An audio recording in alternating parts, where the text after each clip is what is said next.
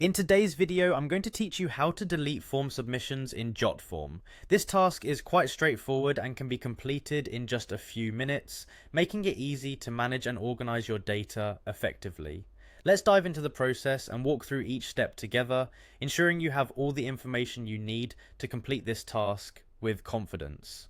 First, you'll want to navigate to jotform.com.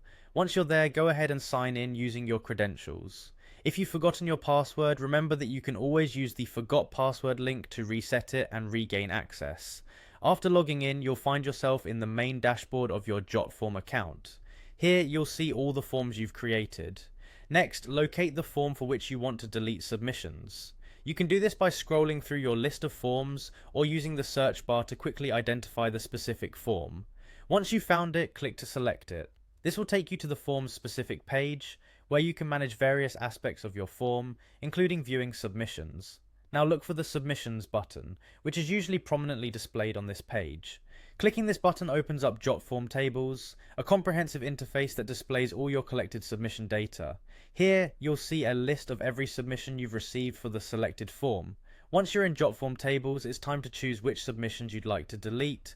Specifically, you will notice checkboxes located next to each submission. Simply check the boxes next to the submissions that you want to remove. This feature is particularly handy if you need to delete multiple entries at once and prefer not to handle them individually.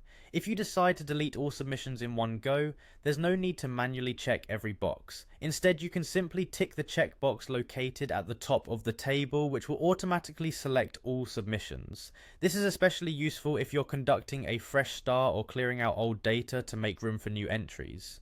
Once you've made your selections, direct your attention to the upper right corner of the table where you'll find the delete button. Clicking this button initiates the deletion process. However, before the data is officially removed, you will need to confirm the action.